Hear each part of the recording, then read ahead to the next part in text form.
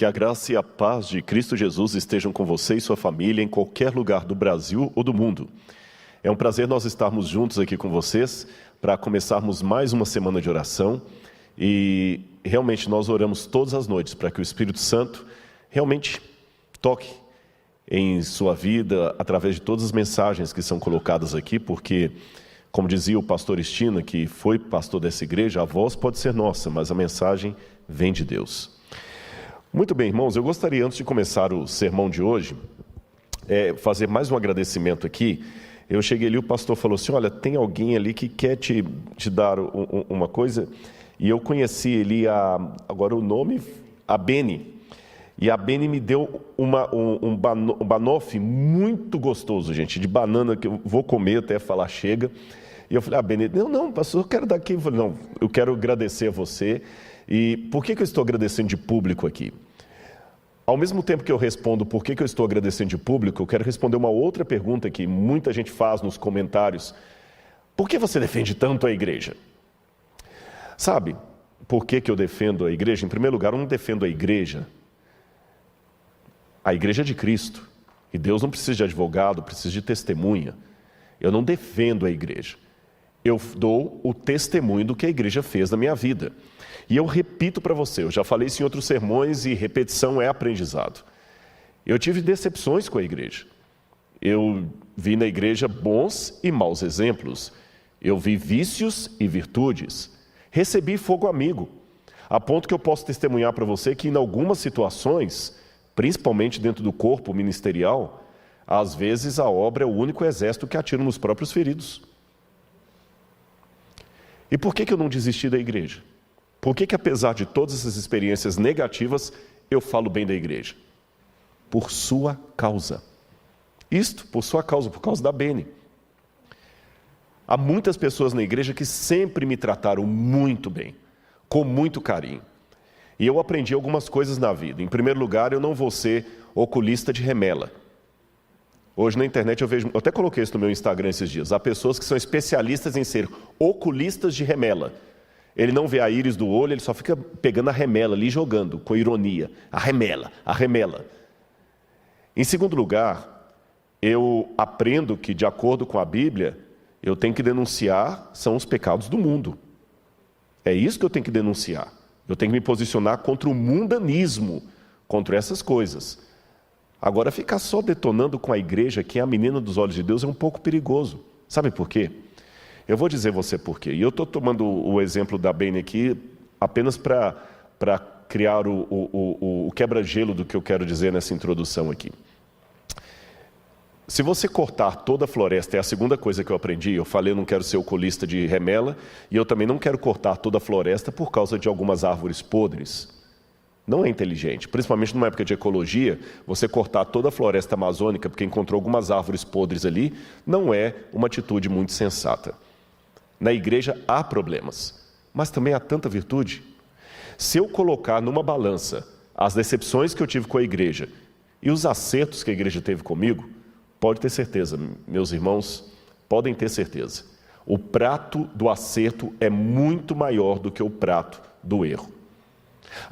E antes que alguém fale, é fácil para você, Rodrigo, você é o cara da Novo Tempo, você é da televisão. É lógico, eu sei.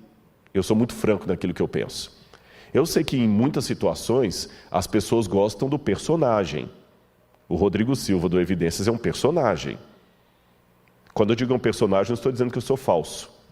Eu quero dizer que é um personagem naquele sentido. O advogado, quando ele está no tribunal, ele é um personagem. É diferente do advogado quando está em casa carinhando o filho dele ou dormindo com a esposa dele. Eu não acordo falando com voz impostada. Não acordo, já pensou? Bom dia, é um prazer estar aqui mais uma vez, não é? Vocês entenderam? Mas a despeito de eu saber que muitas pessoas acabam mirando no personagem, essa igreja que eu estou dando testemunho para você, cuidou do ser humano por detrás do personagem. Eu me lembro, quando eu estava, por exemplo, na colportagem, lá em Belo Horizonte, eu colportava. E para quem não sabe o que é colportagem, em outras palavras, vender livros de porta em porta para fazer duas coisas ao mesmo tempo: ganhar o seu ganha-pão e pregar o evangelho através de bons livros que as pessoas compram. E eu, no meu caso, queria pagar a minha faculdade. E tinha uma irmã Anália, já faleceu, que ela já era idosa naquele tempo. E a irmã Anália, sempre que eu aparecia na igreja de quarta-feira, ela sabia quando eu ia, ela falava assim: aqui para você, meu filho. Eu lembro disso até hoje. Ela chegava com um pacotinho assim de papel, um saquinho de papel, e ali dentro estavam um sabonete Gessi e uma pasta Colinos, daquela amarela, que toda vez que você escova o dente, você tem sonhos e visões. E me entregava um dinheirinho assim: aqui, filhinho. Eu não sei dizer qual o dinheiro, porque eu estou falando de 1990, 1989, ainda era o plano cruzado ainda, nem lembro qual era o dinheiro do Brasil na época, não era o real, era cruzeiro nessa época. Mas seria, se eu fizer uma conversão para hoje, é como se ela chegasse com R$50. E ela me entregava assim: aqui, ó. E eu agradecia, ela falou assim: estou investindo no futuro ministério. Deus vai te abençoar, meu filho. Se eu disser que a igreja não presta por causa daqueles que me apunhalaram, eu estou dizendo que a irmã Anália não presta. Você percebeu como é que isso é grave? Por isso que eu falei, meu amigo, desculpe. Se você está seguindo pessoas na internet que amam ser médicos de remela, desculpe, esse aqui prefere ser um oculista da íris. Não estou negando que a remela exista. Mas para que eu vou ficar preocupado com o espinho se eu tenho a rosa para cheirar? Não sou alienado. E antes que você fale assim: é vendido, é porque você trabalha para a associação. Meu amigo, desculpe. Eu tenho 2 doutorados, e um pós-doutorado e 2 faculdades. Em termos profissionais, eu não preciso da igreja adventista. Se fosse profissão por profissão, eu já recebi propostas para ganhar muito mais. Em 2015, eu recebi uma proposta para trabalhar numa universidade, não vou falar qual, que o sujeito perguntou quanto que eu ganhava na obra com todos os auxílios e queria pagar o dobro para eu ficar lá dando uma aula. Então, não é por questão financeira que eu estou aqui. É que eu faço programa, escrevo livro, dou palestra. Quanto que eu estou cobrando da igreja para dar essa palestra aqui? 0. Bom, a igreja está tendo um gasto comigo, é claro. Eu estou ficando num hotel e estou comendo, porque eu também não posso pagar para trabalhar. Mas eu não cobro para dar minhas palestras. Quando eu dou palestra em igrejas evangélicas, os irmãos falam assim: pois é, mas quanto que o irmão cobra? Não cobro. É um susto. Tem uma irmã batista ali, ela sabe, é um susto quando o pregador fala que não cobra. Eu falo: não, a única coisa que eu cobro são as minhas despesas para chegar até aí. E é lógico, por ser do NASP, tem que ter uma burocracia para me levar, porque são muitos convites, eu não consigo atender nenhum por cento dos convites que eu recebo. Então não é comigo, por isso que não adianta mandar e-mail para mim, é com o NASP. Tem uma burocracia porque é muita gente para atender. Vocês perceberam? Então não venham jogar na minha cara que eu sou vendido porque eu sou funcionário da associação, que você está me ofendendo. Eu acho que eu tenho um pouquinho de inteligência para poder sobreviver financeiramente melhor do que na igreja adventista. Então, meu irmão, se eu estou aqui, não é pelo salário.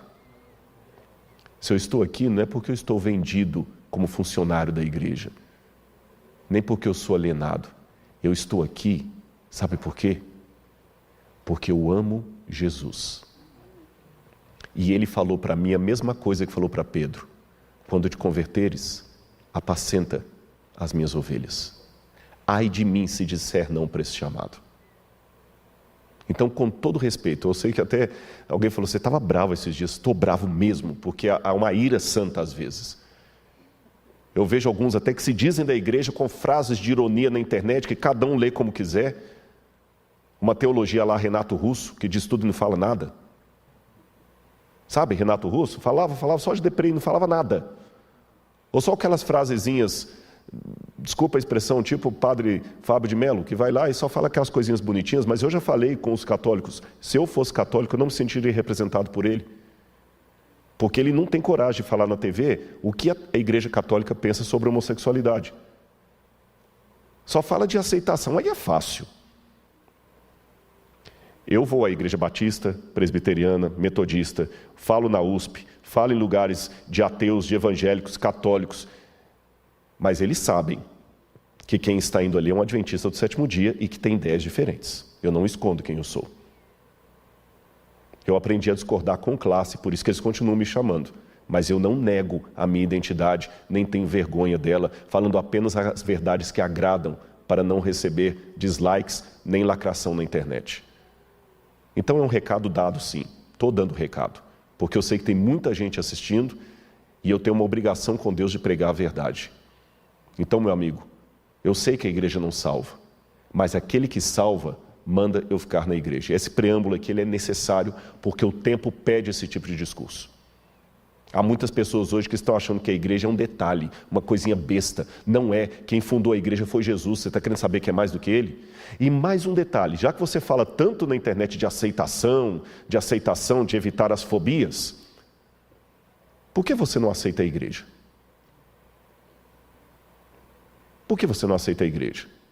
Você quer que agora a sociedade aceite o bandido, porque o bandido é apenas uma vítima da sociedade, a igreja tem que aceitar todo o negro, o pobre, o homossexual, a sociedade tem que aceitar todo mundo, agora a aceitação está certo. E por que você rejeita a igreja? Por que você não fala bem da igreja? E sabe o que eu penso? Quando eu começo a arrotar que sou mais espiritual com os meus irmãos, por isso eu não estarei ali, aí eu estou praticando um racismo espiritual. Porque o que o racista social faz? Eu não vou entrar no mesmo elevador que a empregada doméstica. E se alguém filma, curioso, né? Se alguém filma um desses racistas sociais destratando um motoboy, todo mundo se posiciona. Que absurdo! Que absurdo! Ele tem que entender que o motoboy é uma pessoa como ele. E eu concordo, tanto é que eu coloquei uma observação dessa no YouTube. No YouTube não, no Instagram. Agora, quando é para lidar com os irmãos tão pecadores como ele, aí ele toma a mesma posição do racista que ele questionou. Ele não quer se misturar com essa gentalha. Quando você fala que não quer ir à igreja, que tem problemas demais lá, sabe o que você está dizendo?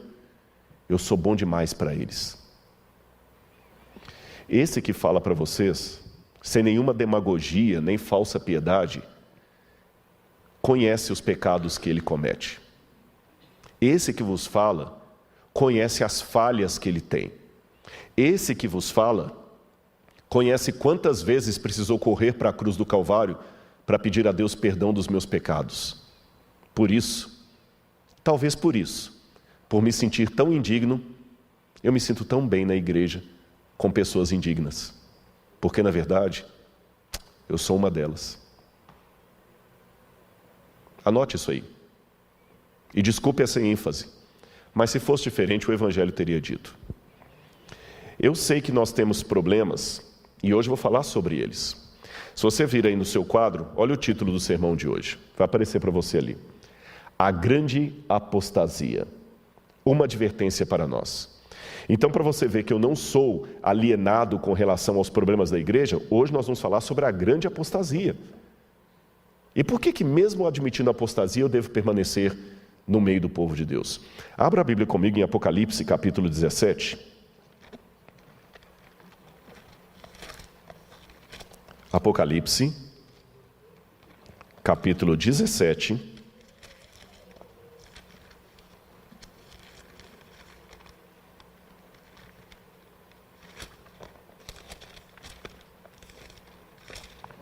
Versículos 1 em diante. Se você estiver com sua Bíblia, acompanhe aí a leitura. Um dos 7 anjos, que tinha 7 taças, as 7 taças dos flagelos de Deus, veio e falou comigo dizendo: venha, e lhe mostrarei o julgamento da grande prostituta, que está assentada sobre muitas águas. Os reis da terra se prostituíram com ela, e os que habitam na terra se embriagaram com o vinho da sua prostituição. O anjo transportou-me em espírito a um deserto. E eu vi uma mulher montada numa besta escarlate, besta repleta de nomes de blasfêmia, com 7 cabeças e 10 chifres.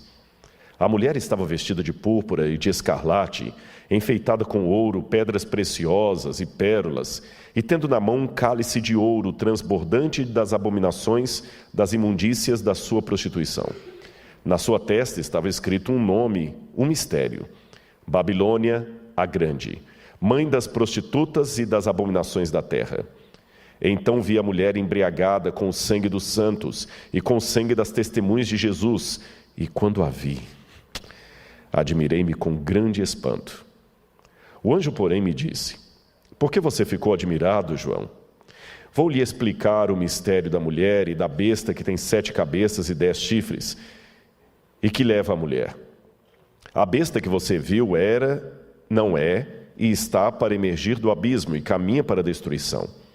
E aqueles que habitam sobre a terra, cujos nomes não foram escritos no livro da vida desde a fundação do mundo, se admirarão vendo a besta que era e não é, mas tornará a aparecer. Eu quero ler também aqui o que diz sobre o verso 9. Quero terminar com o verso 9. Aqui está a mente que tem sabedoria. As 7 cabeças são 7 montes nos quais a mulher está assentada. São também 7 reis, dos quais 5 caíram, um existe e o outro ainda não chegou, e quando chegar, tem de durar pouco tempo. Muito bem, meus irmãos, eu vou explicar isso aqui para vocês, mas antes eu quero fazer uma propaganda aqui. Eu deixei de anunciar isso durante o tempo que eu estava aqui, mas hoje eu estive na Novo Tempo e o pessoal está animado com esse projeto. Eu acho que de público eu já posso anunciá-lo. Eu não vou poder esgotar todo o assunto do Apocalipse 17 hoje aqui. O tempo é curto, não dá para fazer isso, mas a próxima série do Evidências é a primeira vez que eu estou dando essa notícia numa igreja de público, pela primeira vez. Pode olhar que no meu Instagram eu coloquei fotos das gravações, mas eu não disse do que seria. O Evidências, a próxima temporada será sobre o livro do Apocalipse. Deus tem impressionado muito o meu coração a falar sobre o Apocalipse. E alguém até colocou: você está desejando demais a volta de Jesus, né? Você está falando demais isso. Estou mesmo. E eu resolvi gravar uma série de Evidências sobre o Apocalipse. E olha, está bem exaustivo. Só para você ter uma noção, eu acho que vou ficar falando do Apocalipse mais do que qualquer outro tema. Nós já gravamos 23 programas. O Apocalipse tem 22 capítulos. Nós já gravamos 23 programas e eu acho que vou gravar mais uns 8 na semana que vem. Quando eu sair daqui, eu saio daqui no sábado, domingo eu dou aula o dia inteiro, na pós-graduação. Segunda e terça eu gravo aulas da educação à distância. Terça-feira à tarde eu começo a gravar o Evidências até o final da semana ali, e nós vamos gravar o resto do livro. E eu espero que você assista essa nova série. Eu acho que ela vai ao ar lá pelo mês de outubro ou novembro na TV Novo Tempo. Aguarde as informações. E nós vamos falar muitas coisas em detalhes do Apocalipse, coisas que eu não falei aqui, e eu vou esmiuçar esse assunto muito mais do que eu estou passando aqui, tá bom? Então hoje será apenas uma degustação. Porém, espero que uma degustação o suficiente para que você entenda a mensagem de Deus através de Apocalipse 17, a falar sobre a grande apostasia. Em primeiro lugar, essa palavra apostasia talvez não seja de domínio público. O que significa apostasia? Paulo falou no livro, na carta aos Tessalonicenses, que a volta de Jesus não se daria sem que primeiro viesse a grande apostasia, megalapostasia em grego, a grande apostasia. A palavra apostasia já é uma palavra grega que significa separação, afastamento. Eu não sei quantos se lembram que na primeira pregação que eu fiz sobre o Apocalipse aqui, ao explicar o nome Apocalipse, eu falei que Apocalipse vem de apó, uma preposição grega que significa para longe de. Então, apostasia, apostasium, significa aquele que se afasta, que rompe um pacto, que rompe uma aliança, que rompe um acordo de cavalheiros. É isso que significa apostasia. E Paulo falou que haveria de acontecer uma grande apostasia no meio do povo de Deus. Se é grande, é de proporções realmente gigantescas. E tem que ser no meio do povo de Deus. A cena que João vê aqui, eu vou mostrar para vocês, é de uma mulher montada numa besta escarlata, repleta de nomes de blasfêmias, e eu vou apenas me deter nessa figura. Lá no Evidências eu farei um paralelo maior entre a mulher do capítulo 12 e do capítulo 17. Aqui eu não vou poder fazer isso, mas eu vou mostrar apenas isso. É curioso que quando João viu essa cena no deserto, João se admirou com grande espanto. E aqui eu tomo licença de novo para poder acentuar a emoção de João. Lembra que nós perguntamos ao estudar o livro selado, por que João chorou copiosamente quando viu o livro na mão de Deus? Agora a pergunta aqui, por que João se espantou com essa cena? Veja, João já havia visto o diabo, o dragão, sendo expulso do céu. Ele viu a batalha de Miguel contra o dragão. Ele viu as 7 pragas caindo. Ele viu a besta surgindo da terra e outra surgindo do mar. Primeiro do mar, depois da terra. E ele não se espantou, não se admirou com grande espanto, mas quando ele foi ao deserto e viu a mulher montada no animal, aquilo causou em João admiração. Por que admiração? E é interessante que a palavra grega para admiração é aquela situação assim, eu não esperava nunca ver isso. Algo que está completamente ao oposto do que eu imaginava. Talvez a admiração de João tenha alguma coisa a ver com a cultura na qual ele foi criado, as histórias de Israel que ele aprendeu.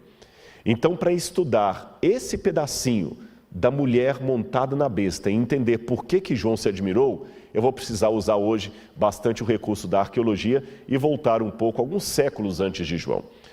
Vamos colocar aqui no cenário uma foto. Eu vou mostrar várias imagens para vocês. Pode até deixar sempre o pessoal de casa vendo as imagens. Aí vocês estão vendo um sítio arqueológico chamado Tel Motsar, que fica a 8 quilômetros do templo de Jerusalém, do local onde ficava o templo de Jerusalém, o Domo da Rocha hoje. Ali vocês veem a arqueóloga e o que eles descobriram em Tel Motsar? Um santuário, um templo pagão. A professora Ana Heinrich, que era na época a organizadora das escavações ali, está mostrando o altar de sacrifício. Lembra quando eu mostrei no santuário de Deus e o Apocalipse a importância do santuário? Vocês veem um santuário agora pagão a 8 quilômetros do santuário de Jerusalém em Tel Motsar. Esse achado arqueológico aconteceu porque Israel estava fazendo essa estrada que vocês estão vendo e a estrada estava passando em cima do sítio arqueológico, a planta da estrada.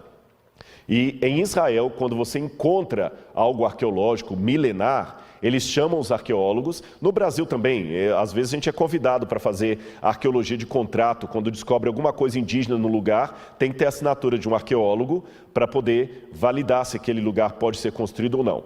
Em Israel, eles convidam os arqueólogos para fazerem arqueologia de resgate. O que é isso? Você fotografa e tira do lugar a maior quantidade de elementos que você pode, porque eles vão depois meter concreto ali em cima e construir alguma coisa.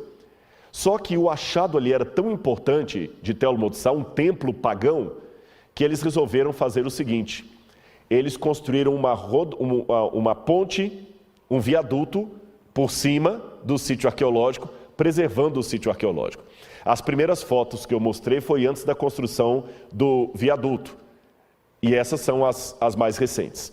Esse ano a escavação de Tel Motsar foi interrompida por causa do Covid. E eu vou mostrar um vídeo para vocês, pode colocar aqui, do sítio arqueológico. É muito curioso o que eles descobriram ali. Esses buracos que vocês estão encontrando aí, vendo aí, eram buracos onde eles enterravam toda a cerâmica utilizada no sítio arqueológico.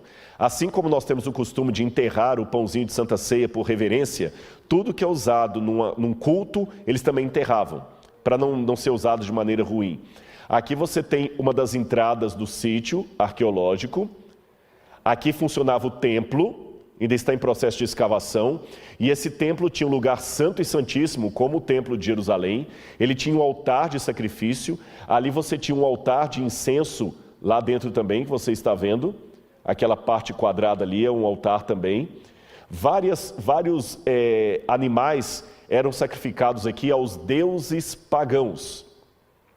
Muitos cultos pagãos eram realizados aqui por judeus, porque ficava na Judéia, e esse templo funcionou durante aproximadamente 600 anos. Perdão, corrigindo, 300 anos. Ele funcionou mais ou menos do ano 900 ao ano 600. 300 anos esse templo pagão funcionou ali perto do templo de Jerusalém. Essa agora é a professora Shua Kislevitz, que é a nova diretora do sítio arqueológico. E ela está na mão segurando um cavalinho de barro. Percebam? Esses cavalinhos de barro que a gente encontra lá mostram que naquela região havia um culto da fertilidade desde a época de Josué. Esses são elementos culticos ou ídolos que foram encontrados ali. Algumas das cerâmicas que estavam enterradas ali, que são agora reconstituídas, todas usadas em oferendas ritualísticas. Aqui vocês veem uma placa para ter uma noção do tamanho, e aqui à esquerda do monitor de vocês, você tem um incensário, onde incensos eram servidos aos deuses pagãos cananitas. E do outro lado você tem restos de ossos de animais que foram encontrados ali. E aqui você tem o incensário, quando ele foi completamente reconstituído na universidade, o incensário, e do lado um dos cavalinhos ali. Pode perceber que ele tinha até um pezinho de alguém montado nele, mas só encontraram um cavalinho. Encontraram outro cavalinho, daqui a pouco eu vou falar o porquê desses cavalinhos que eles encontram. Animal de carga. Encontraram também estátuas, cabeças de pessoas que iam ali e, como ação de graças, como agradecimento ao deus pagão, eles colocavam alguma representação de si mesmos. Lá você tem o tamanho da proporção dos elementos que foram encontrados. E aqui uma foto de um drone, antes de construírem um viaduto do sítio arqueológico. Aquele buraco que vocês têm ali é justamente a entrada do sítio arqueológico, e mais à direita aqui você teria o pátio. Aqui você tem uma ideia.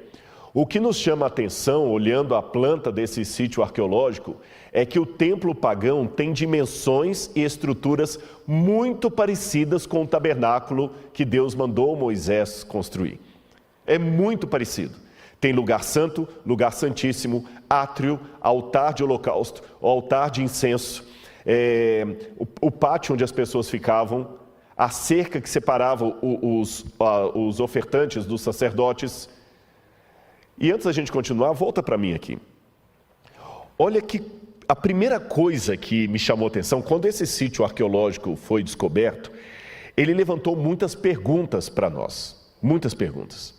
Uma das perguntas que se levanta é a seguinte: veja bem, ele estava a 8 quilômetros do templo de Jerusalém. Ele não estava distante do templo de Jerusalém.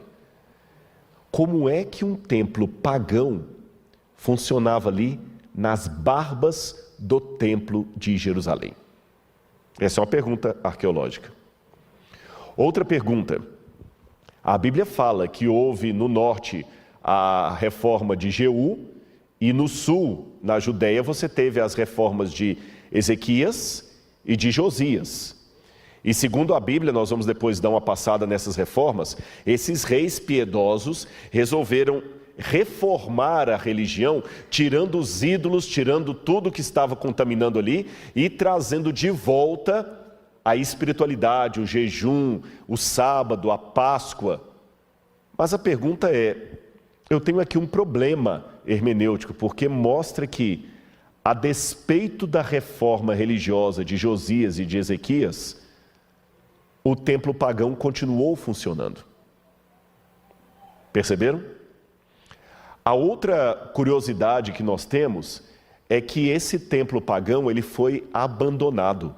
Quando Nabucodonosor esteve em Jerusalém em 587 a.C. e destruiu o templo e a cidade de Jerusalém, por alguma razão que eu não sei qual, esse templo foi preservado. Nabucodonosor não destruiu o templo de Tel Motsar. Evidentemente que alguma mídia sensacionalista começou a correr e colocar matéria. Eu até gravei um vídeo sobre isso, que eu estava saindo de Israel naquele dia. Eu gravei um vídeo também irado, dizendo que eu estava chateado com essa mídia que colocaram assim: descoberta de templo de 3.000 anos, põe xeque-mate texto da Bíblia. E o que a matéria sensacionalista dizia é o seguinte, que a arqueologia mostrou um templo pagão que estava funcionando quando a Bíblia dizia que o povo de Israel era monoteísta, quando a Bíblia dizia que houve a reforma de Josias. Então a arqueologia desmente a Bíblia. Será que a arqueologia desmente a Bíblia? Eu creio que não. Porque a Bíblia mostra os profetas sempre levantando para mostrar a apostasia do povo.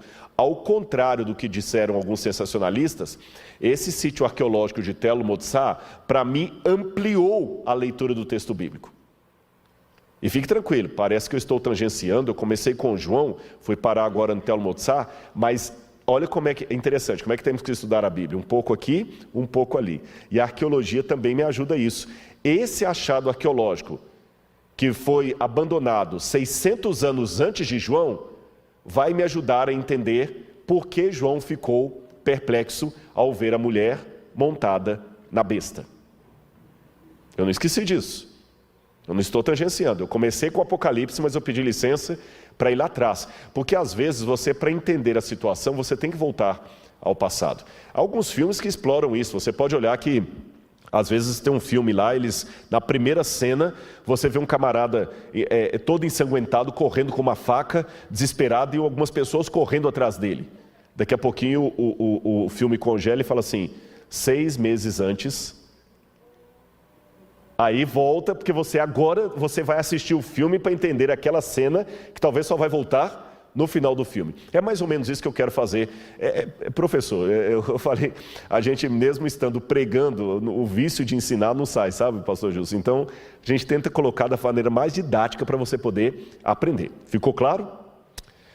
Agora, mesmo assim, eu me pergunto, se o povo de Israel era monoteísta, por que aquele templo de Tell el-Motsar estava funcionando lá? Veja, se eu dato esse templo por volta de 900 a.C., ele foi erguido pertinho da época da inauguração do Templo de Salomão.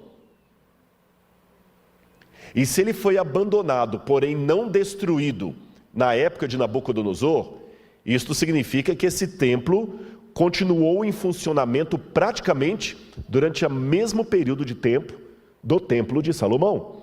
E a 8 quilômetros dali, num território de Judá.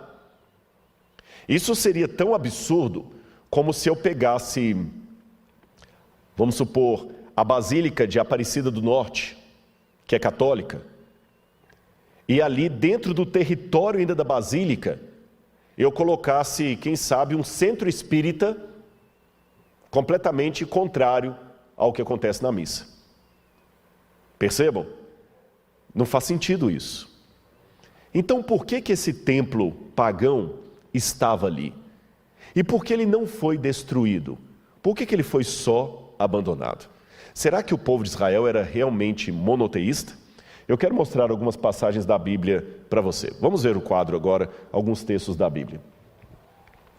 A primeira coisa que eu queria corrigir para você é esta questão.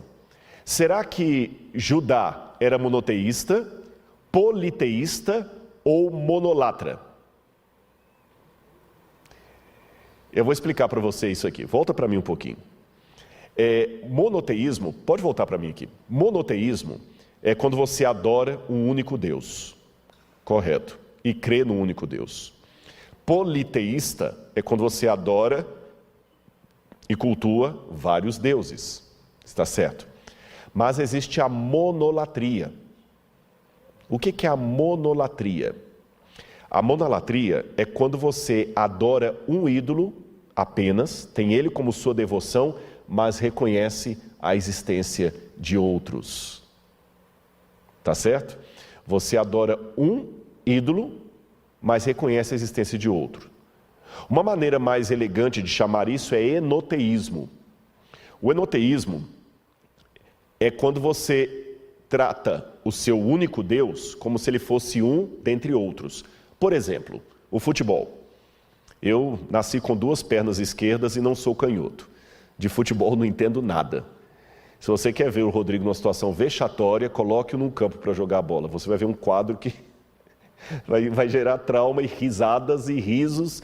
E toda vez que você olhar para mim, vai lembrar daquele desengonçado ali em campo. Mas eu sei que o futebol funciona mais ou menos assim. O torcedor do... Não sei que time que eu dou aqui. Fala um time qualquer. São Paulo. O torcedor do São Paulo, ele vibra com o São Paulo. Ele quer que o São Paulo... Se houver corintianos palmeirenses, não fiquem bravos. Quem citou São Paulo aqui foi o Edson, viu? Depois eu dou o RG dele, se vocês quiserem mandar uma mensagem, eu dou o endereço do Instagram dele lá para brigarem com ele. Mas vamos supor, falando sério agora, o torcedor do São Paulo, ele torce pela vitória do São Paulo. Ele usa a camisa do São Paulo. Mas ele reconhece que existem outros times. Existe o Atlético Mineiro, o Cruzeiro, o América, o Flamengo, o Fluminense. Só que ele não torce por todos. Ele torce para o São Paulo, mas reconhece a existência de todos. Assim funciona com o enoteísta ou monolatra. Ele acredita, ou pelo menos aceita, a devoção apenas a uma divindade. Mas ele reconhece a existência de outros, só que ele só adora um. E quando tem, por exemplo, uma guerra, é como o futebol. Ele entende que o Deus dele está lutando contra o Deus do outro povo.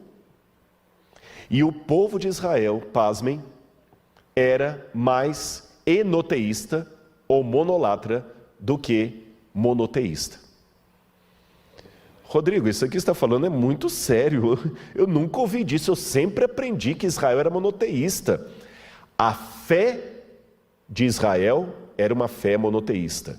O Deus que revelou uma doutrina para Moisés revelou-se como o único Deus. Porém, esse único Deus falou para um povo que estava tão imerso no politeísmo que Deus falou de um jeito, mas eles entendiam de outro.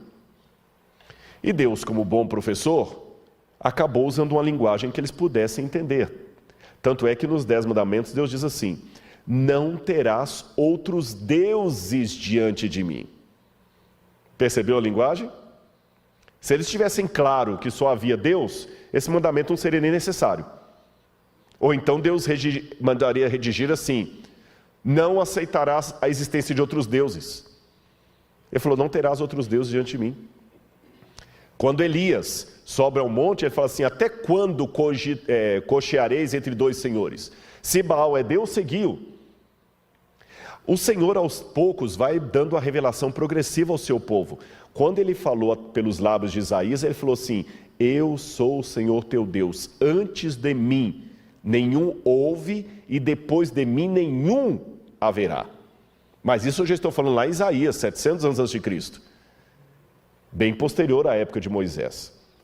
Então Deus vai falando aos pouquinhos, Deus vai revelando a verdade aos pouquinhos. Mas o tendão de Aquiles espiritual do povo era correr para outros deuses. Aplicação. Se o tendão... sabe por que eu estou colocando aplicação? Porque é muito fácil reconhecer os pecados de Israel. Difícil é reconhecer os pecados do Israel moderno. Eu pergunto a você, Deus abriu o Mar Vermelho, correto? Fez o maná cair. Apareceu no Monte Sinai de tal forma que o monte fumegava. E por que eles correram imediatamente para o bezerro de ouro, poucos dias depois de terem sido libertos? A primeira coisa que eu aprendo com isso é que milagres não são garantia de manter a fé. Se fosse uma garantia, um milagre, ninguém se apostataria. Mas ainda insisto, por que eles correram tão rápido para o bezerro de ouro? Porque esse era o tendão de Aquiles deles. Enquanto Deus estava atendendo, enquanto Deus estava aparentando servi-los aos seus caprichos, lembra quando eles pediram cordonizes? Reclamaram porque queriam a carne do Egito? Enquanto Deus atende os seus caprichos, Ele é um bom Deus, eu vou ficar com Ele. O dia que o povo se sente contrariado, eles correm para o bezerro de ouro. E será que hoje é diferente? Eu acho que mais importante ainda do que procurar saber por que o povo de Israel corria para outros deuses, é perguntar o que isso significa hoje. Hoje nós vemos o paralelo com o exemplo que eu dei naquela longa introdução para falar da igreja. A gente também só fica na igreja enquanto ela está me agradando. A hora que ela me desagrada, eu saio dela como um cliente, muda de banco porque não gostou do jeito que o gerente falou com ele no dia que ele foi lá. Perceberam? Se a tentação de Israel no passado era idolatria, era trocar Deus por falsos deuses, porque alguma coisa no judaísmo não lhe agradava, a minha tentação hoje é ser cliente da igreja ao invés de membro dela. E cliente sempre tem razão, e quando ele está insatisfeito, ele pega o dinheiro dele e vai para outro lugar. Dízimo não é algo que ele devolve, são cotas que ele paga, mensalidades, e quem paga está certo. Se eu estou pagando, eu estou no meu direito. Se eu comprei a passagem aérea, eles têm que levantar o voo e me levar, senão eu vou levar na justiça. Porque se não me agradar, eu como um bom cliente, vou pular fora. Deus já me deu tantas provas de que Ele me ama. Tantas provas. Tantas coisas que a igreja já fez por mim. Mas o dia que ela me frustrar, como Israel, eu pulo fora. E antes que você venha com aquele argumento que eu já ouvi muitas vezes aí, não, Rodrigo, está errado. Nós não estamos saindo de Deus, nós estamos largando a igreja, não é largar Deus. Desculpe a risada irônica. Quando você fala assim, não estou largando Deus, estou largando a igreja. É como se eu falasse com o pastor Gilson, como é que é o nome da sua filha? Fala o nome de uma das suas filhas. Jéssica, vou pegar a Jéssica. É como se eu falasse com o pastor Gilson assim, pastor Gilson, eu não tenho nada contra você, eu detesto a sua filha.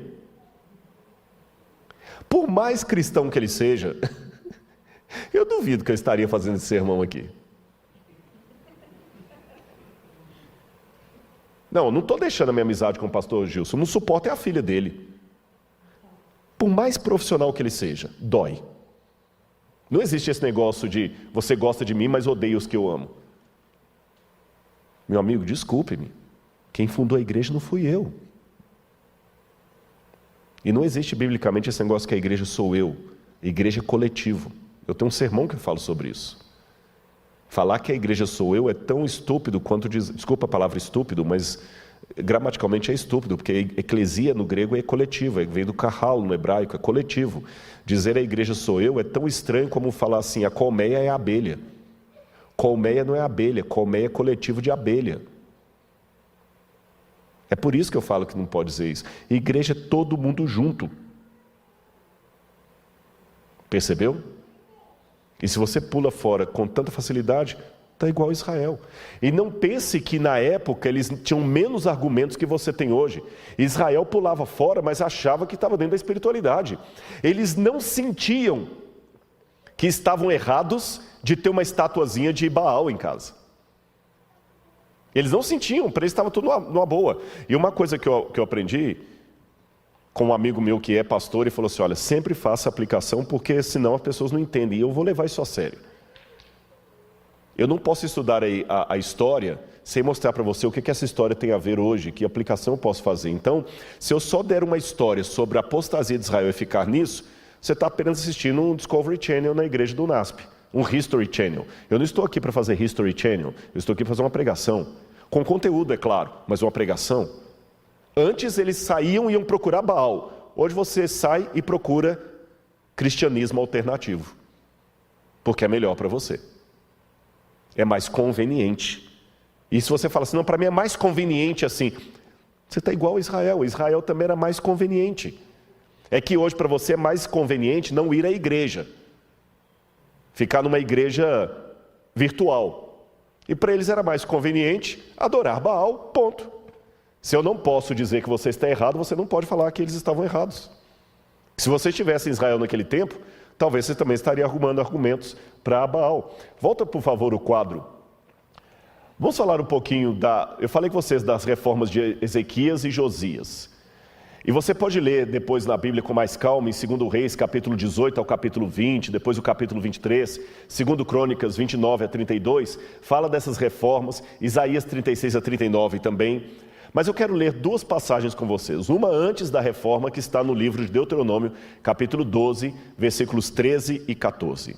Deuteronômio, capítulo 12, versículos 13 e 14.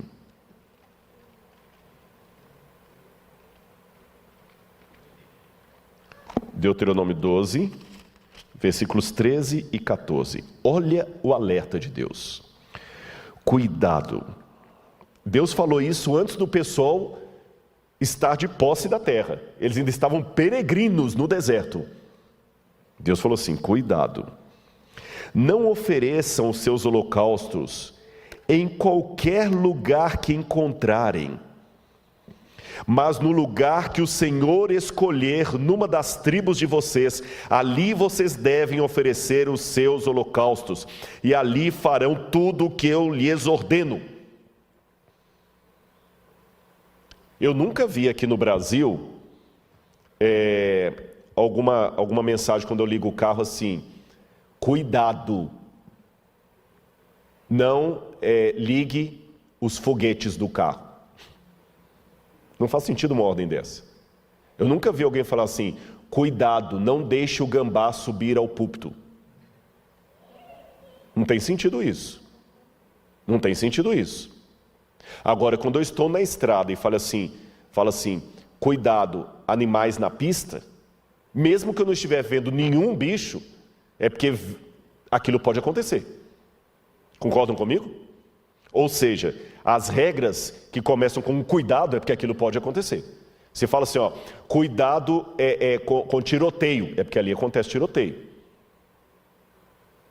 Então, se Deus falou assim, cuidado, e olha o que diz aqui a Bíblia: não ofereçam seus holocaustos em qualquer lugar que encontrarem, mas no lugar que o Senhor escolher. Então, quando você está insistindo em oferecer o seu holocausto onde lhe convém, você está errado. Por mais que seja agradável, não, mas agora é uma nova situação, uma nova proposta, é descolado, temos que ser relevantes. Cuidado. O Israel achava que era muito conveniente fazer aquilo. Amanhã eu vou falar um pouquinho com você sobre o tempo de angústia, e eu já vou dar um spoiler de uma das coisas que eu vou falar. Uma das grandes tentações que nós estamos vivendo hoje, especialmente na liturgia, é trocar a ética pela estética. Eu vou dar um spoiler de amanhã. Eu acho que você não vai deixar de assistir por causa disso, não. Se você olhar na Bíblia, Caim e Abel, seja muito honesto comigo, eu não vou poder ouvir sua voz que você está respondendo de maneira virtual. Mas se você olhar Caim e Abel, qual que era o altar mais bonito? Qual que era o altar mais bonito, na sua opinião? Lembra a história de Caim e Abel? Qual que era o altar mais bonito? Com todo respeito, minha irmã, meu irmão, se você falou que é o de Caim, o de Abel, que é o mais bonito, eu vou falar que você é mentiroso. Vou falar que você é mentiroso. Eu amo animais. Entre um altar cheio de frutos, de cereais, e um altar com um cordeiro degolado, com sangue para todo lado, não vem me dizer que o de Abel era mais bonito, que não era, não. O altar mais bonito era o de Caim. Mas o que Deus queria era o de Abel. E hoje eu vejo muita gente caindo na mesma cilada, trocando a ética pela estética. Eles não querem mais saber o que Deus diz, não é assim diz o Senhor, é o que agrada a galera, o que dá mais views. Ao invés de consultar a Bíblia, contrata-se marqueteiros. Só um spoiler. Vamos continuar aqui. Outra passagem que eu gostaria de ler com vocês, 2 Crônicas, capítulo 29, versículos 5 e 16. 2 Crônicas, capítulo 29, versículos 5 e 16. Olha o que diz aqui a Bíblia. Verso 5. E lhes disse, escutem, está falando do reinado de Ezequias, escutem, levitas, santifiquem agora a si mesmos e santifiquem a casa de Deus, Deus de seus pais. Tirem do santuário tudo o que é impuro.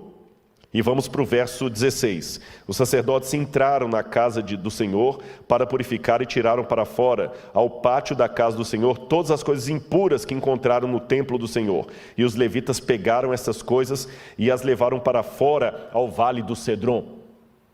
Então, se a Bíblia fala que fizeram isso, é porque tinha coisa impura na casa de Deus na época de Ezequias. Isso talvez me ajude a entender por que tinha aquele santuário a 8 quilômetros dali. Agora eu quero ler mais uma passagem para você que vai aparecer na tela aí. Olha o que diz 1 Reis 22, 42 a 44. E era Josafá, que foi rei de Judá, da idade de 35 anos, quando começou a reinar. 25 anos reinou em Jerusalém, e era o nome de sua mãe Azuba, filha de Sili. E andou em todos os caminhos de seu pai Asa, não se desviou deles, fazendo o que era reto aos olhos do Senhor. Todavia, os altos não se tiraram, ainda o povo sacrificava e queimava incenso nos altos. O que nós encontramos em Telo Motzá? Um desses lugares altos. E incenso. Está desmentindo ou confirmando a Bíblia? Confirmando. E vamos lá. Eu quero mostrar para vocês uma das reformas religiosas, como é que era difícil isso. Eu vou mostrar da reforma de Jeú. Olha essa imagem que está aparecendo agora na sua tela. Esse é o sítio arqueológico de Tel Lahish. A Igreja Adventista escava aí. Inclusive o Michael Hazel, que foi autor da lição da Escola Sabatina de 1 ou 2 trimestres atrás, foi um dos chefes aí. Eu escavei um dia nesse sítio arqueológico. E um ex-professor meu, que já veio ao NASP, é o diretor lá também, o professor Garfinkel. Vocês estão vendo ali a entrada da cidade de Lahish. E eu vou mostrar para vocês um dos exemplos das reformas religiosas. Na entrada você tem esse banco onde sentavam-se juízes para julgar o povo. Lembra no caso de Ruth, que Ruth foi até a porta para resolver o caso ali, e eles tiraram as sandálias. Era na porta que havia isso. Mas num dos cômodos que estavam para cá, descobriram um altar. E o que chamou a atenção dos arqueólogos é que esse altar estava enterrado de ponta cabeça. Eles escavaram e encontraram o altar quebrado de ponta cabeça. Estão vendo o mostrando ali? As pontas do altar estavam quebradas. Você sabe a diferença quando uma coisa foi quebrada por ação do tempo ou quando alguém destruiu. Você vê um celular com a lente quebrada, trincada, falou assim, ó, caiu no chão. Espatifada, a namorada descobriu a senha do WhatsApp e deu BO. Você sabe a diferença. Do lado de cá, algo que estava em cima do altar. Então vocês vão me ajudar aqui. O altar estava de ponta cabeça, quebrado, e em cima dele estava aquele objeto com um buraco no meio. O que será aquele objeto estranho? Um mictório. Um mictório. Agora eu vou convidar você a ler comigo o livro de 2 Reis, capítulo 10, verso 27. Você viu o achado arqueológico, não é? Você viu um altar na porta da cidade e em cima desse altar um mictório. Quando eu vou para o livro de 2 Reis, capítulo 10, versículo 27...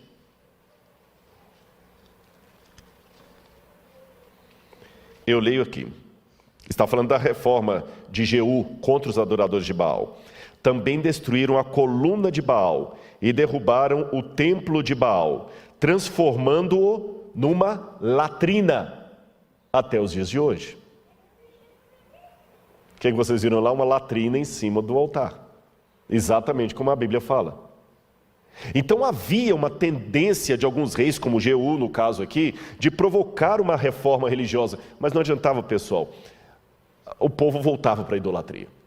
Era mais ou menos como o Brasil ou qualquer outro lugar do mundo, quando tem uma crise, por exemplo, a pandemia agora, todo mundo está lavando a mão, usando álcool em gel e tudo, mas eu tenho certeza, assim que essa pandemia acabar, inshallah, acabe, como dizem em árabe, inshallah, que se Deus quiser que acabe, que descobrirem a vacina, todo mundo vai parar de usar álcool em gel, essa preocupação toda já não haverá mais. Que a gente fica assustado, depois volta para o velho vício. Quero mostrar para vocês mais uma coisa aqui. O livro de 2 Reis, capítulo 18, verso 4, diz que ele tirou os altos e quebrou as estátuas, deitou abaixo os bosques. Isso foi a reforma de Ezequias. Quando fala que ele tirou os altos, ali está a palavra Rabamot. Quando fala que ele quebrou as estátuas,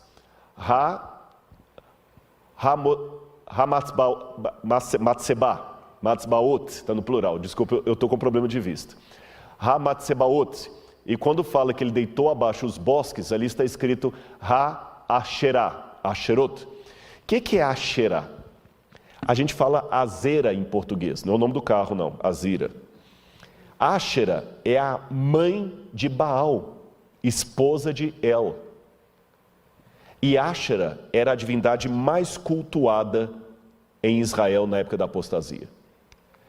Aqui eu tenho algumas estátuas de Áshera que fazem parte da coleção do Museu de Arqueologia Bíblica do NASP. Coloca na tela para o pessoal ver. Era uma deusa da fertilidade, você nota que ela está segurando os seios. E nós temos Áshera em duas formas, com a cabeça de mulher ou com a cabeça de um pássaro. Mas você nota que curioso, a Áshera, ela não tem os pés. Percebe? Ela não tem os pés. Por quê? De acordo com a lenda, Áshera não podia caminhar com os próprios pés. E olha que interessante isso aqui. De um lado você tem Áshera como era cultuada pelos cananitas, muitas vezes com o nu frontal. Mas quando ela recebia o culto dos judeus, ela era vestida como se fosse uma mulher decente. Mas olha que ela é vestida realmente com púrpura e escarlata. A roupa dela é uma roupa de uma cortesã. Chegou a tal ponto que os arqueólogos descobriram esta pedra, esse desenho na cerâmica, onde você tem dois personagens, e um sentado num trono, uma mulher mais aqui, um outro personagem. E embaixo está escrito, para Yahweh, o Deus de Israel, e sua Áshera. Colocaram Áshera como esposa do Senhor. Agora volta para mim aqui que eu vou contar para você. A gente fala muito de jeitinho brasileiro. Olha o jeitinho dos hebreus do passado, dos israelitas e dos judeus. O mandamento proibia adorar imagens de escultura e outros deuses. Mas o mandamento não proibia adorar uma deusa que fosse esposa do Deus de Israel. Percebeu? Então eles não tinham problema em adorar Áshera. Para eles não estavam cultuando os deuses pagãos, porque Áshera era esposa de Javé. Ela não era uma deusa pagã. E por que eles colocaram Áshera como esposa de Javé? Simples. De novo eu falo daquilo que eu mencionei lá atrás. Conveniência, a religião da conveniência. Porque numa região de politeísmo, com os deuses tendo várias esposas, raciocina com a cabeça da época. Não pense com a cabeça de hoje, não, senão você não vai entender os argumentos dos hebreus do passado. E eu acho muito importante a gente entender a cabeça do outro para saber por que ele chegou àquela conclusão, mesmo que eu discorde dela. Entender a cabeça do outro, os argumentos dele, não significa concordar com ele. Até pelo contrário, determina saber por que eu discordo dele. Então vamos fazer esse exercício. Pense com a cabeça de um israelita daquela época, ou de um judeu da região de Judá. Todo mundo em redor tinha os seus deuses, e os deuses tinham muitas mulheres. Era comum isso. Quem vivia numa situação patriarcal não lidava bem com o tema da solteirice. Era muito importante que um homem se casasse e tivesse muitos filhos. E até a poligamia era aceita, porque quanto mais filhos um homem tivesse, melhor. Lembra que Eucana tinha Ana como esposa e Penina. Quanto mais concubinas, Jacó tinha lá, Raquel, Lia, ainda cada uma pegou a sua empregada ainda para fazer mais filhos. Numa sociedade patriarcal, quanto mais esposas e concubinas você tem e mais filhos, maior o seu poder. Em outras palavras, numa sociedade patriarcal, e aqui eu vou me dirigir aos publicitários, eu respeito muitos publicitários, eu devo muita coisa a eles, viu? Não, é verdade, eu fico sempre correndo para eles me ajudarem, mas desde, como eu falei, em primeiro lugar, a palavra de Deus.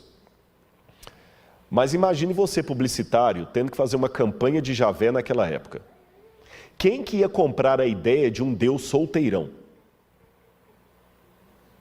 Ninguém queria. Se a virtude de um homem era ter mulheres e filhos, como é que você vai apresentar um Deus, pai, numa sociedade patriarcal, um Deus dos patriarcas que não tinha mulher? Não era de bom tom. Era melhor casar esse Deus logo. Vai ficar até mais fácil os povos pagãos recebê-lo. E como é que eram feitas as alianças políticas para evitar guerra? Foi o que fez Salomão. O filho do rei da Fenícia casa com a filha do rei da Pérsia. E assim fazem alianças. Então, nada melhor do que fazer uma família celestial. El, o deus cananita, o deus de Ugarit, já tem um nome parecido com El em hebraico, Deus. Então, se El é esposo de Áshera, vamos tornar Javé esposo de Áshera. Sejam sinceros comigo. Esquecendo que eles estavam errados. Não faz sentido? Pensem com a cabeça de um publicitário. Você não torna Deus mais palatável? E com outro detalhe. Esse negócio de adorar um Deus que você não vê é como chupar bala com a casca, com o plástico. Você tem que sentir o gosto dele, você tem que olhar. Tem que ter tato. Então vamos fazer um desenho ali, olha. E vamos colocar uma esposa para ele. Fazia sentido. Mas eu aprendi que nem tudo que faz sentido é correto.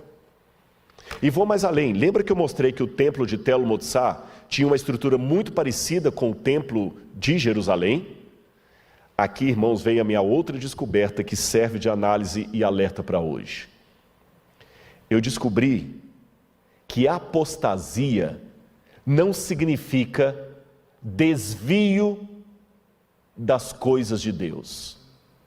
Significa seguir as coisas de Deus ao meu modo. Porque até fazer esses estudos, eu entendi apostasia assim. Eu estou aqui na igreja adventista, aí eu abandono a igreja adventista agora e vou me tornar aí, sei lá, membro de uma seita ou de igreja e me tornar ateu. Isso é apostasia. Se eu largar a igreja adventista hoje e me tornar ateu, é um tipo de apostasia. Só que eu percebi que a Bíblia não chama tanto a atenção para esse tipo de apostasia, em que eu largo a igreja e me torno um ateu. A Bíblia chama atenção para um tipo de apostasia que vai sem ter ido. Porque ele não sai do povo. Ele está no meio do povo. Mas ele quer colocar a religião do seu jeito. Ele até aparenta estar seguindo as orientações de Deus. O templo de Tel Motsar não tinha outra coisa senão sacrifício. O templo de Tel Motsar tinha incenso. O templo de Tel Motsar tinha pátio. Tinha ritual do santuário. Mas tinha do jeito que agradava o povo. É igual o templo de Laodiceia. Laodiceia tem dois significados: o julgamento do povo ou o povo que julga. Eu quero mostrar mais uma coisa para vocês. Lembra que eu falei que Áshera é mostrada sempre sem os pés? O que me chama a atenção é que Áshera é a única divindade feminina do mundo de Ugarit, que era uma região vizinha de Israel, que ela precisava de uma besta de carga para se locomover, porque ela não tinha pés para andar. Estão vendo essa estátua aí? É do Museu de Arqueologia do UNASP. Você pode visitar essa estátua lá, original. Vocês estão notando a Áshera montada na besta de carga? E deixe-me chamar a sua atenção para uma coisa aqui. Besta, a gente às vezes tem a ideia de chamar besta alguém que é idiota. Deixa de ser besta. Mas originalmente besta significa um animal de montaria. Seja ele domesticado ou selvagem. Então, por exemplo, um burro é uma besta. Se você usa um elefante para montar, aquele elefante vira uma besta. Besta é um animal de montaria. Quando a gente lê no Apocalipse a besta, a gente sempre pensa a besta como sendo uma coisa idiota. Besta, João viu dois animais de montaria. Therion em grego, therion. E se é um animal de montaria, é porque tem sela. Se tem sela, tem então um cavaleiro. E quem João vê agora montado na besta? A mulher. Que até então era símbolo de quê? Do povo de Deus. Volta a imagem para o pessoal em casa ver. A Áshera era muitas vezes descrita como uma prostituta montada numa besta. E tem um hino ugarítico, que eu vou mostrar a tradução dele quando vocês assistirem o programa Evidências. Eu traduzi, não falo ugarítico, eu traduzi de uma tradução, que mostra o hino de Áshera chegando até o templo de seu marido El. E sabe como é que é esse hino? Eu vou mostrar para você. Ele diz assim: grande é Áshera que chega ao templo de El que está no céu. Ela chega com sua roupa brilhante. Todos os deuses e todos os reis estão reunidos, esperando que Áshera entre. Quem estiver com fome, que coma. Quem estiver com sede, que beba. E todos bebem do vinho da taça que Áshera lhes dá. E ela seduz a todos os presentes com sua beleza. Não parece justamente com o que nós lemos no início desse sermão sobre Apocalipse 17? João vê uma prostituta montada numa besta, repleta de nomes de blasfêmias, e o que ela faz? Ela pega o vinho da sedução dela e dá para todos os presentes.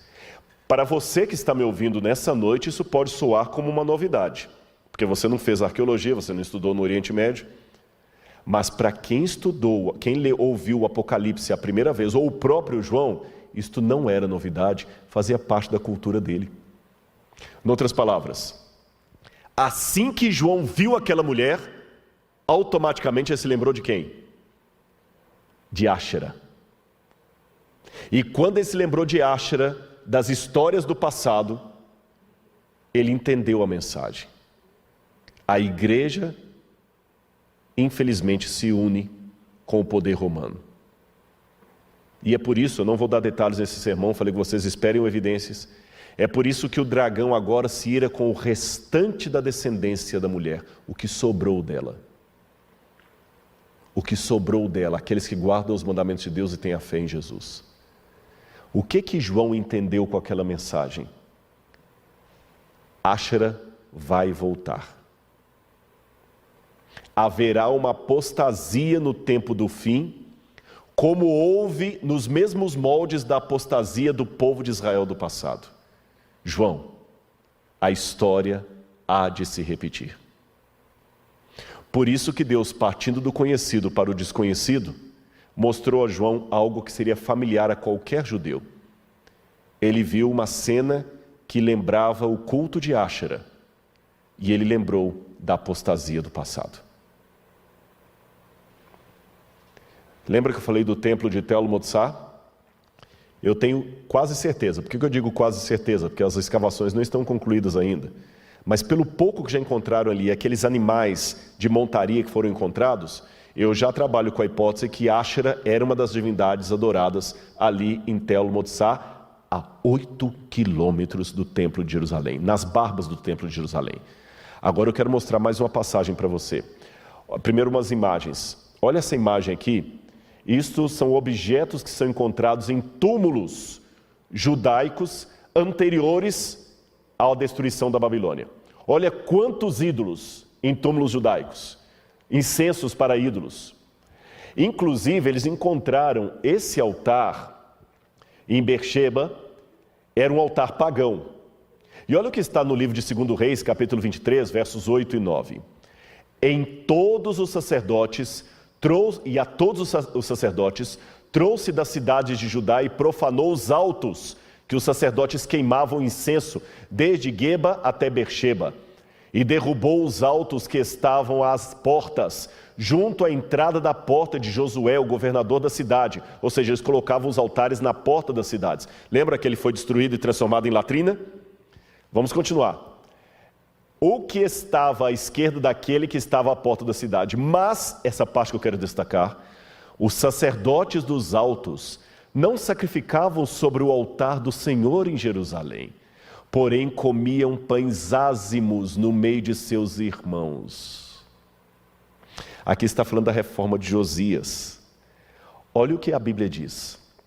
Os sacerdotes do Senhor estavam deixando de sacrificar no altar de Deus em Jerusalém para comer pães ázimos no meio do povo.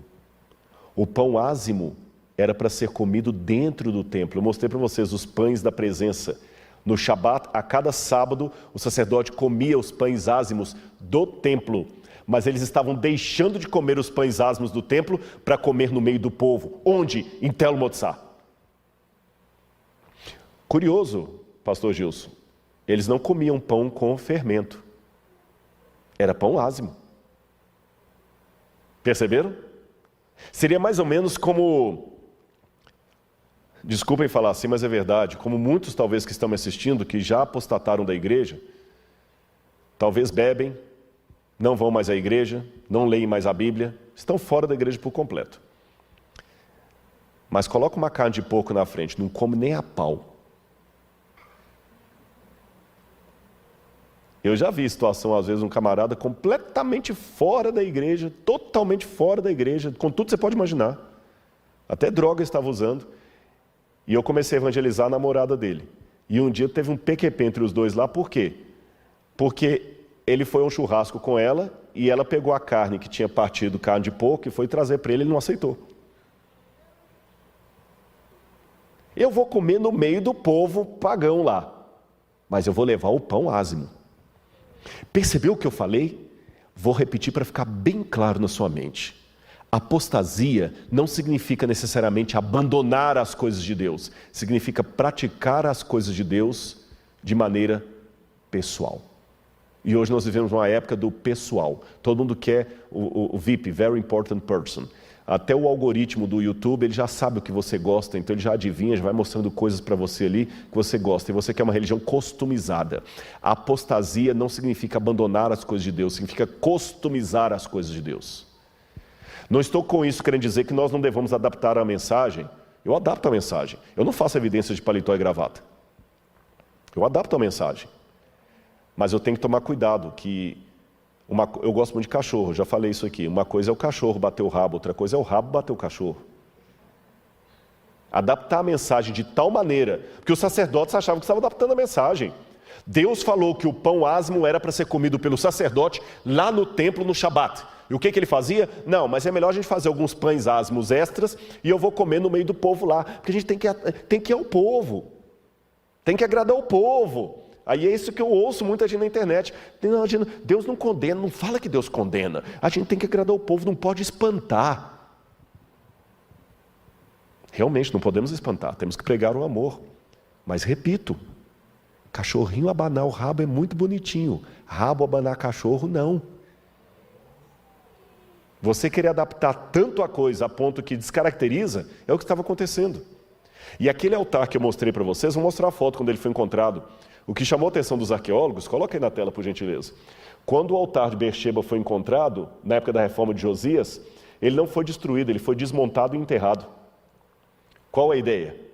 Quando passar o fiscal do rei, a gente desenterra e monta de novo. Você está entendendo agora por que os profetas falaram tanto contra a apostasia? Aqui está o altar de Beersheba. Olha aí na tela para você ver o altar de Beersheba. Hoje é remontado, mas dessa vez no Museu de Israel, não mais para culto. Por isso que Deus falou em Joel 2, verso 13, rasgai o vosso coração e não as vossas vestes. Eu quero ler para vocês uma última passagem aqui, Jeremias capítulo 11, versículos 11 a 13. Olha como é que o livro de Jeremias para mim ficou bem mais claro depois disso aqui. Jeremias 11, 11 a 13. Portanto, assim diz o Senhor, eis que trarei uma calamidade sobre eles, da qual não poderão escapar. Clamarão a mim, porém não os ouvirei. Então as cidades de Judá, os moradores de Jerusalém, irão aos deuses a quem eles queimavam incenso. Lembra o incensário que nós encontramos? E eles clamarão, porém esses de modo algum os livrarão da hora da calamidade, porque os seus deuses, ó Judá, são tantos quantos as suas cidades, e os seus altares que vocês levantaram para si, a coisa vergonhosa, isto é, para queimar incenso a Baal, são tantos quanto o número das ruas de Jerusalém. Agora vamos ao 44, 2 e 6. 44, 2 e 6. Assim diz o Senhor dos Exércitos, o Deus de Israel: vocês viram todo o mal que fiz cair sobre Jerusalém e sobre todas as cidades de Judá. Eis que hoje elas estão em ruínas e ninguém mora nelas, por causa da maldade que fizeram para me provocarem a ira. Cuidado os que dizem que Deus não condena, que só ficam falando Deus é amor, Deus é amor. Deus é amor, tá certo, mas é justiça. Avião não voa com uma asa só. Para de falar de uma asa ignorando a outra. A pregação tem que mostrar os dois lados. Falar também que Deus é só justiça não resolve nada. Temos que falar que Deus é amor, mas Ele é justiça. Qualquer pregação sobre salvação que não exija, demande a transformação da minha vida, não é ensino bíblico. E ficar mentindo para as pessoas: não, Jesus te aceita como você está. Isso está certo, mas Ele não vai salvar você para você continuar como está. Não minta para as pessoas que você está evangelizando. Não minta, que elas depois vão cobrar isso de você. E vamos continuar aqui, olha. Mas eles, verso 5, não quiseram ouvir, nem atenderam, nem se converteram da sua maldade, para não queimar incenso a outros deuses. Por isso derramou-se a minha indignação e a minha ira, e se acenderam nas cidades de Judá e nas ruas de Jerusalém, fazendo com que ficassem arrasadas, em ruínas, como hoje se vê. Lembra que eu falei no início que dos mistérios arqueológicos é que Tel Motsar não foi destruído? Lembra? Sabe o que eu entendo? Deus foi irônico. Nabucodonosor destruiu o templo de Jerusalém, mas preservou o templo de Tel Motsar. Já que vocês não ligam para as minhas coisas, vocês ligam para as coisas do mundo, então vou deixar vocês ficarem com o que vocês gostam. Tel Motsar não foi destruído. Quando Jerusalém foi destruída, Tel Motsar ficou intacto. E aqui do lado de fora de Jerusalém, perto da porta de Jafa, quando você vai descendo ali, indo para o lado sul, você tem uma parte aqui que me chamou a atenção. Estão vendo essa parte aqui, olha? Isso, está vendo mais escuro? São cinzas da destruição de Jerusalém por Nabucodonosor. E eu quero mostrar uma coisa para você em casa. Olha esse objeto de metal, ouro e bronze. Olha como é que ele ficou todo retorcido. Para retorcer o ouro e o bronze, você imagina a alta temperatura do fogo de Nabucodonosor sobre Jerusalém. Agora eu quero contar para você um segredo. A arqueologia a gente escava assim, por camadas. Porque tem uma cidade aqui, ela é destruída, eles constroem outra por cima, outra por cima. Então a gente sabe pelas camadas a que período pertenceu os que viviam nessa camada. O que é mais antigo está mais embaixo, o que é mais recente está acima. Sabe onde é que nós encontramos aquelas estatuetas de deuses, de ídolos, de Áshera, de Baal? Nas camadas anteriores ao cativeiro da Babilônia. Depois do cativeiro da Babilônia, nós não achamos mais nenhuma cabecinha de Áshera. Em outras palavras, quem se queima com leite quente, assopra até iogurte. Deus teve que dar uma lição para aquele povo. Agora vamos aprender com a história do passado. Porque você sabe, já diz o ditado, aqueles que negligenciam o estudo da história tendem a repeti-la. Aqueles que negligenciam as lições do passado tendem a repetir os erros do passado. Então vamos aprender com essa lição. João ficou realmente admirado com um grande espanto, porque ele viu uma mulher montada na besta e é como se ele falasse: eu pensei que Áshera era coisa do passado, vai voltar, Senhor? Vai, João. Num outro formato. Vai começar com uma união com Roma. Depois vai virar a Babilônia. Senhor, mas quando Nabucodonosor veio, a Babilônia veio destruir o povo pelos seus pecados. Pois é, eu vou ter que deixar a Babilônia voltar. Só que Babilônia agora vai vir na forma de Roma. E irmãos, ontem eu falei sobre a perseguição que vai se abater à igreja. Será que aqui também não estaria uma outra razão por que Deus vai permitir a perseguição? Será que não é por isso que Ele vai permitir que nós percamos os nossos templos, como Jerusalém perdeu o templo de Jerusalém? Será que por isso Deus vai permitir que nós percamos talvez o conforto? Porque pode escrever, esse colégio aqui vai deixar de ser nosso. Esse púlpito vai deixar de ser. E é nesse momento que nós vamos ver quem é quem. Mas eu termino esse sermão com uma nota de otimismo. Sabe por quê? João, no final do Apocalipse, Deus mostra para ele as bodas do Cordeiro e fala que a noiva a si mesma se ataviou e que haverá um remanescente que será salvo. E assim como eu começo esse sermão, eu posso terminá-lo. Sabe por que eu não desisti da igreja? Sabe qual que é o meu maior argumento para ficar na igreja? É você. Isto. Você está me assistindo. Eu vou falar para vocês um segredo homilético. Que eu já falei para alguns, e como algumas coisas, vocês notam, eu não uso papel para falar, pode até ser que eu já falei isso até durante a semana, e se falei, vou pedir licença para repetir, você não vai se cansar. Às vezes, para um teólogo, ouvir sermão é duro. Primeiro que a gente não está acostumado a ouvir sermão. Pastor Gilson, quantos sermões num ano você consegue ouvir, sentando mesmo, igual você está ouvindo aqui agora? Essa semana você ouviu até agora 6. 10, 15, num ano. Num ano. 365 dias, ele ouve 10, 15 sermões, desacostuma de ouvir. E tem um problema que não é a arrogância do pastor Gilson. O que eu estou pregando é novidade para vocês, mas ele fez teologia. Então sabe como é que funciona muitas vezes? É como um médico ouvindo palestra sobre Covid. Pode ser interessantíssimo para mim, mas para ele é primário. A menos que seja um outro infectologista trazendo uma novidade que ninguém conhece na medicina, num congresso com linguagem técnica. Mas não é disso que eu estou falando. Imagine agora trazer aqui uma pediatra para poder falar sobre cuidados com o bebê recém-nascido. E uma pediatra está aqui. Você acha que aquela pediatra vai ouvir a palestra da colega com a mesma satisfação de outras mães que não são pediatras? Claro que não, não é arrogância, porque não é novidade. Mas sabe onde é que a gente é alimentado? É quando você desce do púlpito e vem alguém e fala assim, obrigado, aquela sua mensagem me tocou tanto. É nessas horas que a gente é alimentado. É quando alguém se emociona num sermão que você está pregando e aceita um apelo. Eu já falei para alguns, nessa hora a gente troca de papel. Você se torna ovelha e o membro se torna pastor. E sem ninguém cantando no final, sem microfone na mão, numa fala de 30 segundos, prega talvez o sermão que você precisava ouvir. Porque às vezes você recebeu um fogo amigo de um fogo amigo, que fala assim, Gilson, você não deve pregar não. Sabe aquele dia que o diabo está querendo te usar e ele usa igual usou Pedro?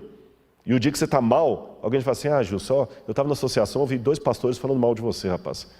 Falando isso, isso, isso. E ele, por mais bem resolvido que seja, é um ser humano. Ou quem sabe, ele pregou e um sermão dele na internet só recebeu lacração. E você não sabe, você só vê o pastor Gilson chegando aqui de gravata, bem arrumado.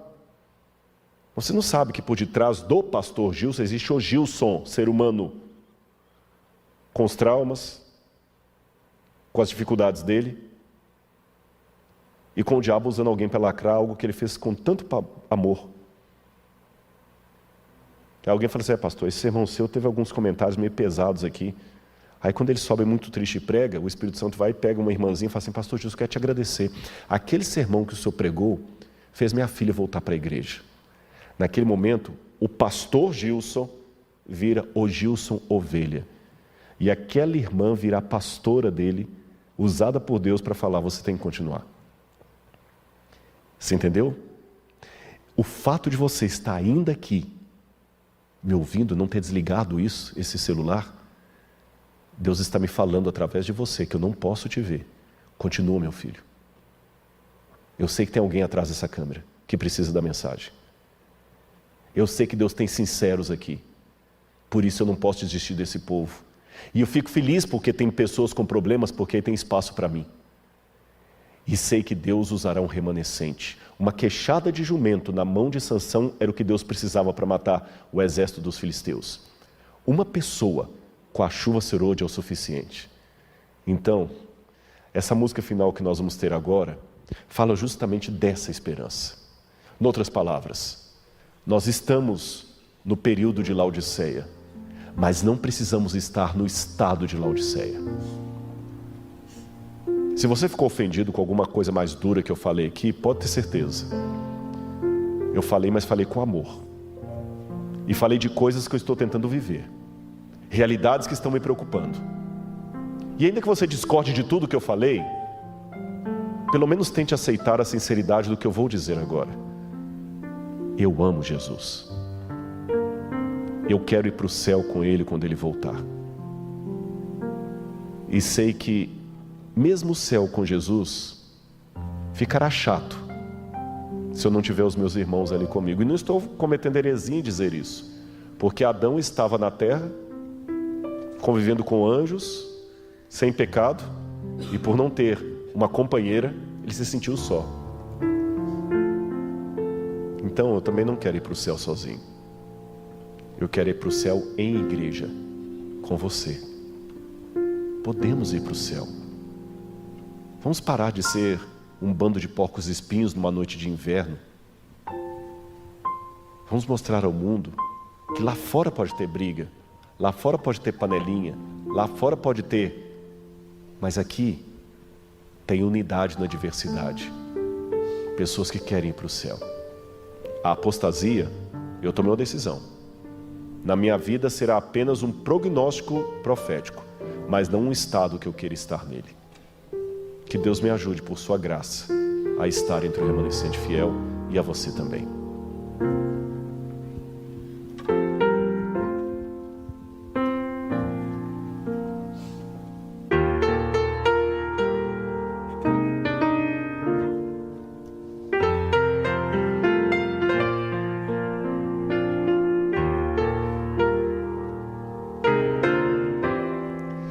Até que nos ajudou o grande mestre,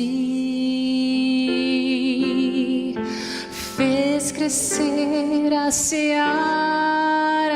e os ceifeiros, nosso guia bem seguro, nosso líder inconteste. Ele é dos seus guerreiros, dá-nos mais poder para prosseguir, avançando sempre, sem desanimar.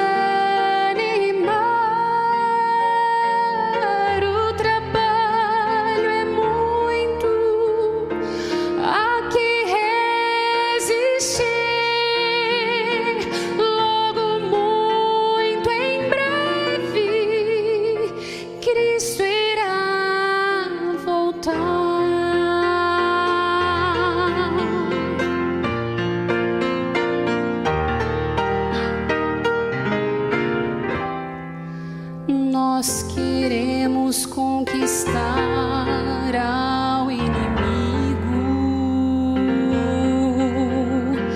muitas outras posições daqui pra frente, espalhando o amor de Deus a toda hora e a qualquer preço, atraindo a Cristo corações e mentes.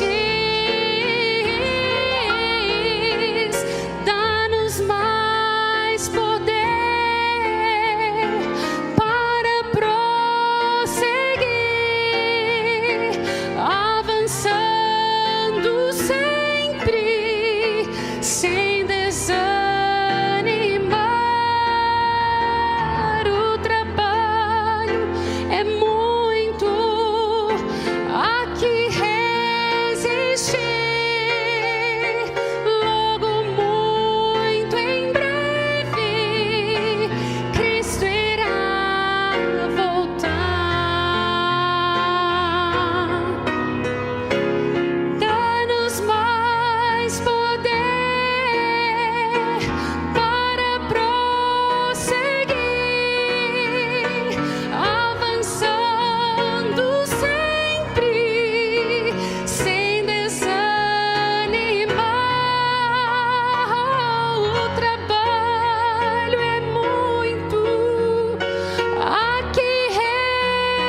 existe